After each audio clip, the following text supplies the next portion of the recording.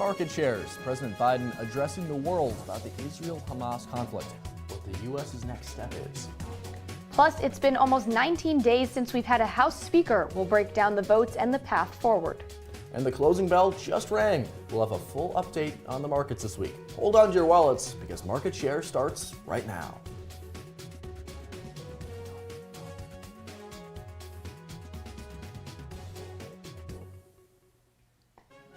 Welcome into Market Shares alongside Andy Klaff.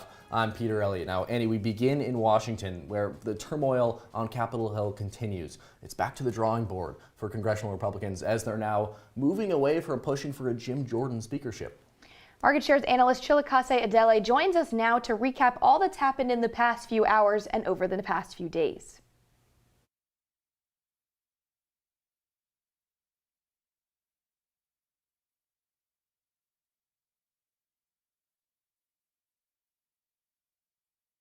Well, Annie, this has obviously consumed Washington for the last couple of weeks now, as Congress has been paralyzed without a speaker, despite the war going on in Israel. There's just too much going on right now and lots of things to talk about, and especially in Capitol Hill. Chilakase Adele will explain all that without Jim Jordan as a speaker and the implications for big tech as well. Right. I mean, Republicans, they're moving on. Originally, Kevin McCarthy was the speaker. That whole tenure, though, seemed to be fraught as when he was initially elected back in January, it seemed like the whole time Republicans had that fail-safe in place that he could be removed, and of course he was. Now, who takes over right now? That's the concern. Exactly, and especially with lots of big deadlines and important issues coming up, especially in the big tech world. Right, and we've seen Congress pushing, kind of kicking the can down the road when it comes to that funding bill. It seemed like the government was close to getting shut down. Obviously, that was something we talked about here extensively in Market Shares. But now we'll hear more from Chilakase Adele on what exactly Congress is doing with that race to see who will take over the gavel. To name a House Speaker, the third time it did so this week. Let's dive into what happened late this morning. Jordan finishing behind House Minority Leader Hakeem Jeffries. You see there on your screen 210 votes for Jeffries, 194 for Jim Jordan, and an assortment of other candidates up there too. Now, Representative Marjorie Taylor Greene said today on camera that there's supposed to be a candidate forum on Monday night, with new candidates having until Sunday at noon to file paperwork. Now, some on the Hill are furious about all of this, like Brian Fitzpatrick of Pennsylvania. Take a listen. We had a speaker who put a two-party bill on the floor to avert a government shutdown, and he was punished for it. That is the worst message you can send to America, the worst. And every single person that voted to punish bipartisanship ought to be held accountable. Some strong words there from Fitzpatrick, and what a whirlwind week on Capitol Hill. It feels like Steve Scalise being the front runner for House Speaker was a decade ago. Well, it was not. Why don't we go back to the first ballot? It was only Tuesday. Jim Jordan was not first again. That title going to Jeffries. He got 212 votes. Jordan came in second with ousted House Speaker Kevin McCarthy getting 6 votes. Steve Scalise with 7 votes in third place. Now, day 2. Well, not much different. This is Wednesday now. Jeffries' vote total does not change, with Jordan losing a vote, Scalise keeping his total, and McCarthy losing a vote. Now, caught in the middle of this is House Speaker pro tempore Patrick McHenry. He's a Republican congressman from North Carolina. After Thursday's third vote failed, some Republicans introduced legislation to elect McHenry as temporary House Speaker. That would increase his powers and potentially move critical legislation like government funding bills. Now, Jordan came around to supporting this plan after Thursday's failed vote, but not for long as support dwindled. Now, Chile, what would a Jordan speakership mean for big tech? I think, Andy, a lot of people were concerned, right, about Jim Jordan becoming House Speaker on the big tech front. He's somebody that's criticized a lot of big tech companies like Google, Apple, Amazon for conservative censorship, what he sees as conservative censorship. But if you talk about what he's done in terms of trying to bring in antitrust legislation, there have been a lot of bipartisan efforts for that, and he hasn't been in support of that. So a lot of people thought that antitrust legislation would not move under a Jim Jordan speakership. Now, looking ahead, what other issues or deadlines are coming up? Listen, there's a lot of stuff here. President Biden just proposed $105 billion in aid for Israel and Ukraine. Got to propose that to Congress, and they've got to find a way to move it through, right, if that's going to pass. And don't forget, we just talked about the government shutdown. I feel like it's something we're talking about all the time. November 17th, that's the deadline that Congress has to pass the spending bill to avoid another government shutdown. Well, thanks so much for keeping us updated on this topic, Chile. Well, like Chile mentioned, obviously Congress being gridlocked right now by this lack of a speaker, that's impacting the U.S.'s ability to get aid to Israel. And so to the latest on that conflict there in the Middle East, just breaking this afternoon, 2 American hostages have been released by Hamas. Israel is confirming them as Illinois residents Natalie and Judith Renan. Governor J.B. Pritzker releasing a statement saying, quote, "I cannot wait to welcome them home after demonstrating immense strength and bravery in the face of unthinkable terror. We will not let those who use terror as their weapon win," end quote. Now, concern obviously rising in Gaza after aid from Egypt was blocked along the Rafah crossing, and Israel has not yet launched a ground invasion of Gaza yet today after speculation that might happen all week here, Annie. But they are evacuating cities near the Lebanon border. The UN is working to finalize a humanitarian aid package for Gaza, and the Biden administration has now taken on its own mission of sending money and aid to the region. It's a rare primetime address, not often when presidents do that, but Biden did that last night, promoting bipartisan cooperation to help out the conflict in Israel and also in Ukraine.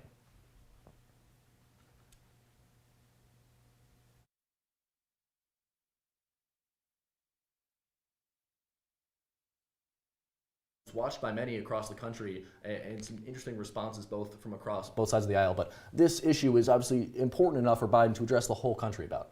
Yeah, certainly, and especially when there's so many implications, like you mentioned, coming in all sectors, not necessarily in just the U.S. in terms of the economy, which we'll talk about in a bit here, but just so much to think about on the other side of the world. Indeed, it really is a huge issue here.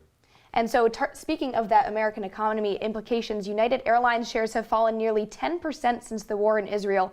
They're among multiple airlines who have halted flights to Tel Aviv amid the conflict. United had more service to Israel than any other U.S.-based airline, and the carrier expects fourth quarter earnings to drop even lower if flights are suspended through the end of the year. United Airlines, those shares tumbling 9.7% on Wednesday to $36.24. That's a one-year low. The airline also blames more expensive jet prices. Jet fuel costs in major airports are up nearly 25% since the start of the summer. And this drop comes after a strong summer due to increasing air travel. Obviously, we're seeing a lot of that since the pandemic ended. And Counterpoint research reporting this week that sales for the latest iPhone are down 4.5% in China from last year. This comes following a declining Chinese economy and a struggling housing market, as well as strong consumer demand for Huawei's new Mate 60 smartphone line. China still remains Apple's second largest market behind the United States. Now in the U.S., the iPhone lineup is about 10%. Counterpoint Research Director Jeff Fieldhack says he doesn't believe Huawei will pass Apple in terms of smartphone sales. Apple shares fell 0.0% following these reports. There's so much to talk about with sales, but especially in the retail section with inflation, more and more consumers around the nation are going with private label foods and beverages sold at retail stores like Wegmans and other grocery stores, rather than picking up the typical Lay's or Pepsi option. Grocery stores have been making their own products for cheaper and positioned next to these big brands on the shelves. You can see in this graph that retail sales were at 2.8% in January and just 0.7% now. Private label food and beverages now account for a share of nearly 21% of grocery dollars.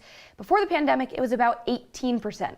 Categorically, private label cheese now accounts for 45% of the market. When you think about how big this trend is, and big brands have now begun offering small sale prices on certain products given that share of the market.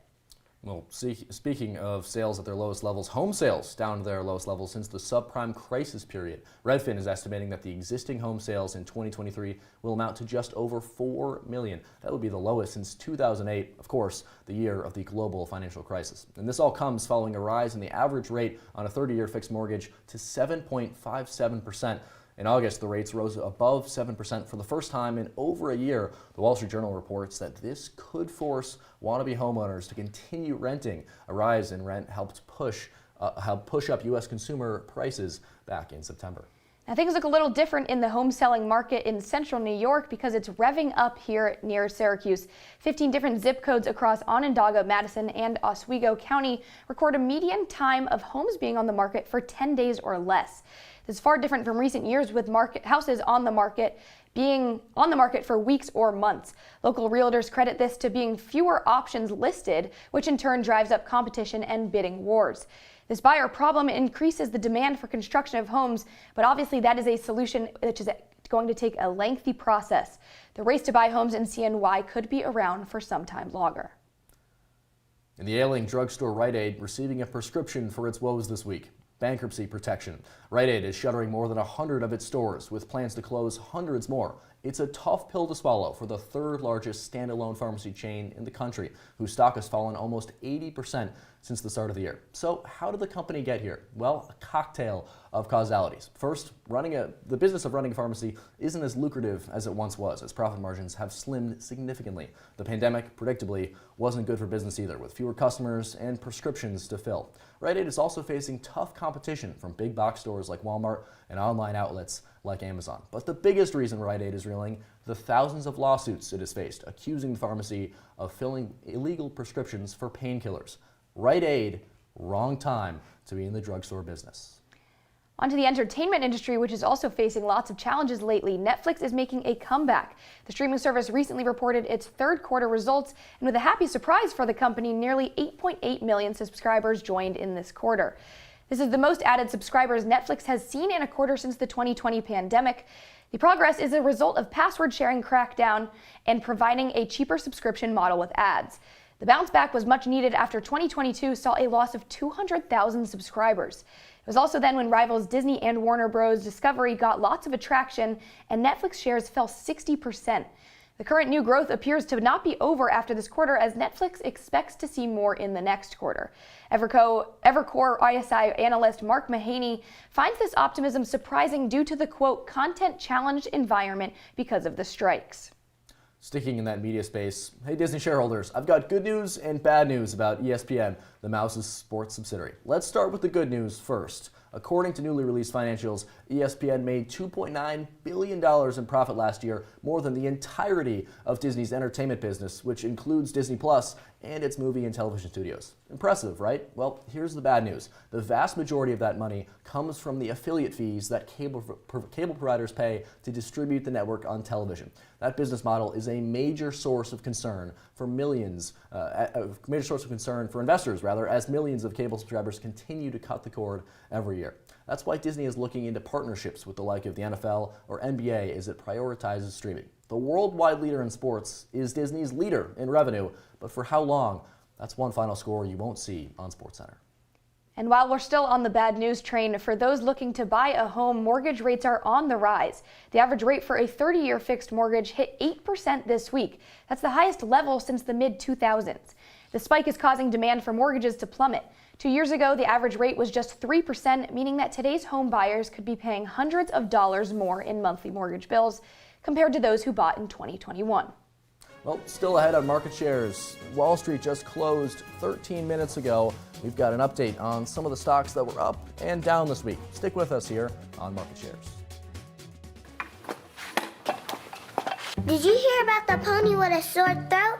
He was a little horse. Can I tell you a cat joke? Just kidding. Why couldn't the Why was the basketball court all wet? Why? Because the players kept dribbling all over it. Where did cats go on vacation? New York.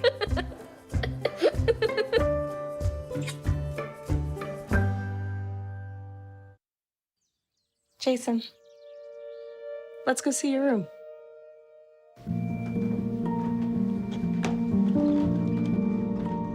What do you think? We kept it a little spare, so you can decorate it how you like.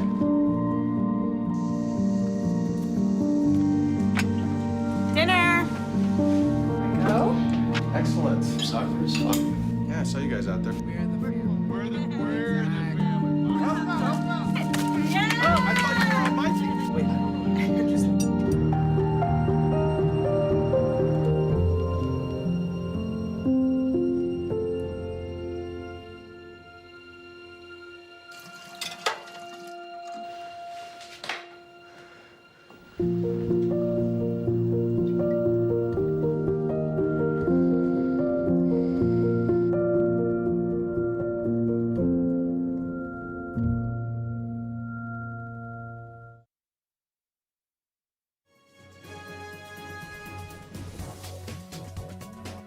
Welcome back into Market Shares. I'm Annie Klaff with Peter Elliott. We're going to talk a lot about a lot of things in the market right now, with all three sectors ending down this week. This comes a lot after Federal Reserve Chair Jerome Powell made some comments that made people a little bit wary after that. I mean, when you think about all this uncertainty going on in the Middle East between Israel and Hamas, and then also, of course, inflation and bond yields are rising as well. Yeah, we've talked so much about inflation, and of course that's kind of a perennial concern here, but also about the bond market. That was a huge source of news this week. A surge in the 10-year Treasury yield, that was concerning some investors about the economy. They're worried about that yield crossing 5%. That hasn't happened in 16 years, and so investors worried that could dent the rest of the economy by raising rates on things like credit cards, auto loans, and mortgages. So this is an all too familiar trend here, Annie. We're seeing red at the end of the week here on Wall Street. And we'll take a look at a few market movers this week. First off, starting with American Airlines coming up, down 6.44%. This is after reporting a first loss in a quarter since the first quarter of 2022. American Airlines, obviously lots of airlines had gained some resurgence after COVID, but expecting units revenues to fall in the next fourth quarter, American Airlines.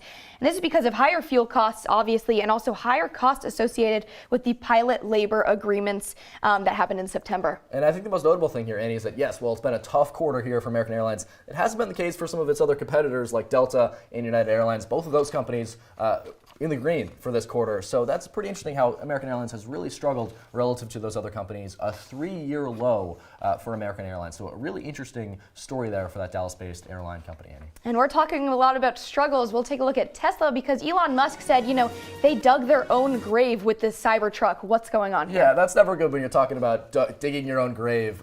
It really does not look good here for Tesla, jumping down almost $40 a share price after Elon Musk's comments at an earnings call. It wasn't good. The whole earnings call was not good for Tesla to begin with. His mic was muted for much of the call as well, so it's never good when that happens. But also, he was pretty doom and gloom about the whole situation, especially the Cybertruck sales. This has been that much touted vehicle that Tesla has been trying to push since about 2019, but it is yet to really get off the line here. And he was talking about how tough it will be to produce. It is not produced yet at a mass scale, and it's such a complicated car. It's sort of a vision of a futuristic car. I mean, depending on whether you actually see it like that, I guess varies on your love of Tesla. But it really seems like it'll be a struggle to produce these cars, given how technically complex they are. It's not often you get a billionaire calling it how it is, but also on AT&T. AT&T is up for the first time in a while, and they're up 7.95%. I mean, you take a look at back in July when it reported its lowest share price since 1993. How did they make this comeback? Yeah, it really is due to just beating analyst expectations by adding more subscribers this quarter. I mean, that's hasn't been happening too often for AT&T recently. Share price pretty low, but it's had its best week in a year. That's partially due, to those new iPhones as well. We know about that partnership between Apple and AT&T, so that helps. But it's lifted AT&T as well. It's free cash flow outlook for the rest of the year. So things are really looking up for AT&T. We'll see if that's the case for other providers like Verizon and T-Mobile, Annie. Now let's take a look at some social media news coming up soon with X spreading misinformation. Stay with us.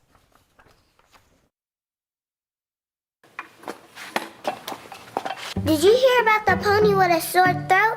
He was a little horse. Can I tell you a cat joke? Just kidding. Why couldn't the Why was the basketball court all wet? Why? Because the players kept dribbling all over it. Where'd the cats go on vacation? New York.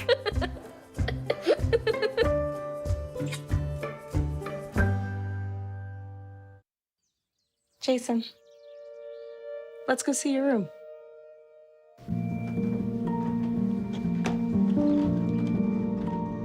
What do you think? We kept it a little spare, so you can decorate it how you like.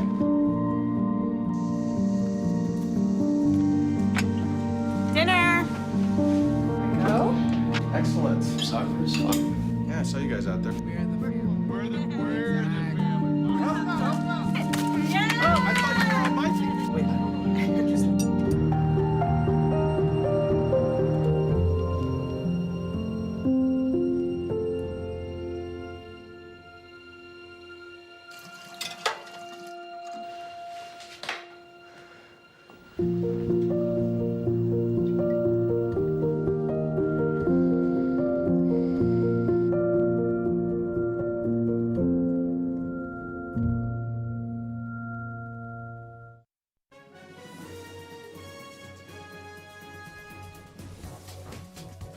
Welcome back to Market Shares. If you've been following the Israel-Hamas war on X, formerly known as Twitter, then you might have seen a post saying that Ukraine is providing weapons to Hamas. Except that's not true. Neither is a claim that a senior Israeli official had been captured by Hamas. That pair of posts emblematic of the kind of false information that has proliferated on the platform since the war broke out. Critics say the platform isn't doing enough to moderate deliberately deceptive content. Now there's data to back up those claims. According to NewsGuard, an information analysis company, 3/4 of the platform's most viral false claims have been spread by verified users, those who pay for verification from the company, for those blue check marks that the company took away from actually verified users earlier this year. Here's another example of misinformation. It's a video purporting to show an air assault on Israel by Hamas militants, except that's not from real life, that's from a video game, the 2013 PC game Arma 3. Before Musk took over, Twitter used to have a robust content moderation team. Now, that's no longer the case. The company has slashed its workforce, cuts that especially hampered the moderation team. Now the company is leaning on users to leave community notes. When the Arab Spring arose in 2011, social media platforms like Twitter were hailed as paragons of truth, allowing journalists and citizens to share what the media couldn't or wouldn't report. Few are saying that about X now in this time of crisis. Annie? Thanks so much, Peter. Lots to think about, obviously, with social media going on right now and lots of distrust in the media. But shifting gears a little bit, StubHub ticket sales are up about 60% compared to last year as the NBA season nears tip-off. StubHub spokesperson Adam Badelli says that all teams are seeing a rise in demand. International demand is increasing too. Fans from 92 countries are now going to NBA games. International sales are up 120% from last season, with the most popular countries being the United Kingdom, Australia, and Brazil. President Joe Biden is pushing for new restrictions on so-called junk fees, those hidden extra charges in everything from hotel rooms to concert tickets. Biden says he wants to get rid of them. It's wrong. It's wrong. It's just taking advantage of people. And it makes it harder for honest businesses who are trying to do the right thing to compete with dishonest companies who trick customers into thinking their prices are lower when they in fact are not. Political analyst Luke Radell. Luke, what is the president doing to take on these costs? Annie, the White House is rolling out a comprehensive plan to take on so-called junk fees in several areas of the economy. Some of the items on the president's agenda include preventing large banks and credit unions from charging folks just to look at their account balance. The FTC is also proposing a click-to-cancel rule that allows customers to cancel their subscriptions as easily as they signed up for them. The Transportation Department, headed up by Pete Buttigieg, has worked with 9 of the 10 major airlines to provide refunds, food, and lodging options to travelers affected by cancellations or delays. Even Spirit Airlines is on the list of those airlines providing benefits to flyers. And finally, the biggest piece of the Biden plan is a proposed rule by the Federal Trade Commission requiring all businesses to show their full price up front. The rule would prevent businesses from masking the total cost of a wide variety of products, from concert tickets to utility bills and even hotel rooms, which were the subject of some of the president's humor during the president's State of the Union address in February. We're going to ban surprise resort fees that hotels charge on your bill. Those fees can cost you up to $90 a night at hotels that aren't even resorts. But Peter and Annie, all jokes aside, the White House says that these junk fees are not just an annoyance to dads and grandpas like the president. As economic advisors say, they can, quote, weaken market competition, raise costs for consumers and businesses, and hit the most vulnerable Americans the hardest. Guys? You know, Luke, I think when the Biden administration took on this challenge here of trying to work with these junk fees, I think a lot of critics said this is not a big issue that the president should be taking on. How big of a problem are these junk fees? Is this something that the commander-in-chief should really be focusing on? Well, he talked about how these are kitchen table issues, and so they matter a lot to those Americans who are vulnerable. 61% of Americans are living paycheck to paycheck right now, guys. It's a stat that's talked about all the time, which is why it's become such a high priority of the president and of his Federal Trade Commission chair, Lina Khan, who released a statement about these junk fee restrictions. In the statement, she talked about how this is really hurting American families the most. She says these junk fees now cost Americans tens of billions of dollars per year, money that corporations are extracting from these working families just because they can. She says that junk fees make it harder for consumers to shop for the best product and punish businesses who are trying to do it the honest way. Now, Luke, the president is running for a re-election in a little over a year. Do messages like these help him in his case to run for presidency again? Absolutely. It's a pretty populist message. You don't have to pay as much on hotel rooms, don't have to pay as much for those Taylor Swift concert tickets. And the White House is trying to brand this entire movement of the Biden economic agenda as Bidenomics, right? The inflation is, as you said, very high and a perennial issue that we've been talking about on market shares for the past several months now. But unemployment is low, and they're trying to emphasize the president's successes, like these junk fee restrictions. Well, we've seen some pretty hot tickets recently. Obviously, the Eras Tour, I think, coming to mind first. So is this really something that the Biden administration could be doing to appeal to young voters? That is absolutely one of the ways they're trying to appeal to these young folks. Another way would probably be student loan debt forgiveness. So Taylor Swift and student loans, I think that summarizes the college experience pretty well. Right. I think that really does. Well, that's a good recipe to target those young voters, which we know such a challenge to get them out to the polls. Luke Radel, thank you so much for joining us here, as always. When we come back here on Market Shares, there are 5 new sports joining the 2028 Olympic lineup. Stay tuned to find out what they are.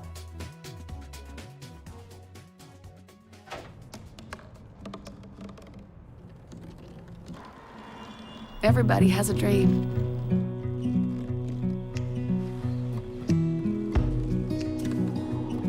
Mine was to see the ocean.